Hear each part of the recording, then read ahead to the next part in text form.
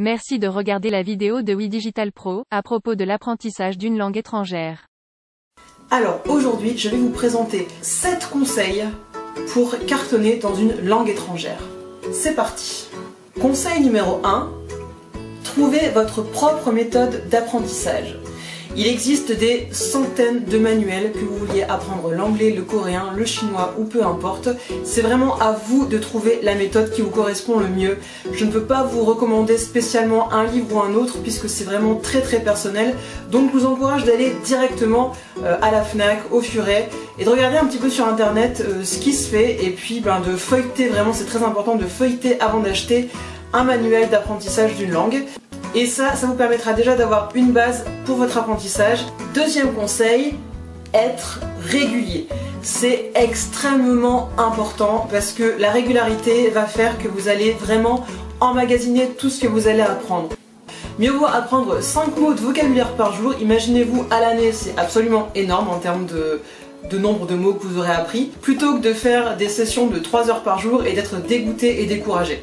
Troisième conseil, comprendre et traduire vos chansons préférées. Si vous aimez une langue en particulier et que vous écoutez des chansons dans cette langue, je pense notamment à la K-pop par exemple, c'est vraiment l'occasion de travailler justement cet apprentissage de la langue en essayant de comprendre ce que signifie la chanson. Lorsqu'une chanson vous plaît, vous essayez d'abord de comprendre ce qui se dit et ensuite vous allez chercher les paroles sur internet.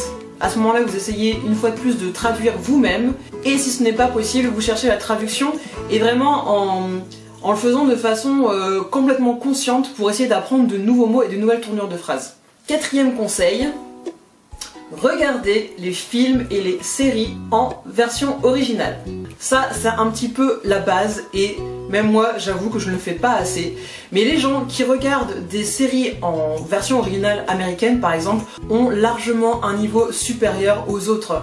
Parce que simplement, votre oreille va se faire à l'accent natif, à certaines expressions.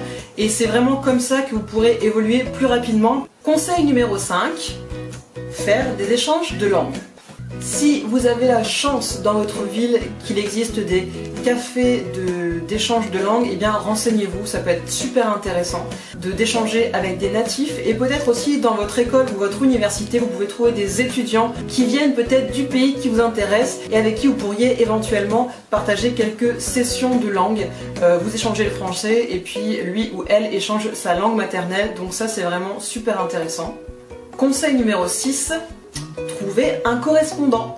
À partir du moment où vous commencez à avoir un petit niveau de base, puisqu'il faut quand même avoir certaines connaissances dans la langue, vous pourrez essayer de trouver un correspondant. Alors pour ce faire, il existe des centaines, non, des dizaines de sites qui vous permettent de trouver un correspondant qu'on appelle Penpal et qui vous permettra aussi d'échanger non pas seulement sur la grammaire, l'orthographe, le vocabulaire, mais aussi sur la culture du pays. Et ça rejoint mon conseil numéro 7. Utilisez des applications. Il existe des tonnes d'applications afin de pratiquer vos connaissances en langues étrangères et il en existe aussi qui vous mettent en relation avec des personnes natives, simplement pour vous faire corriger directement lorsque vous avez une question.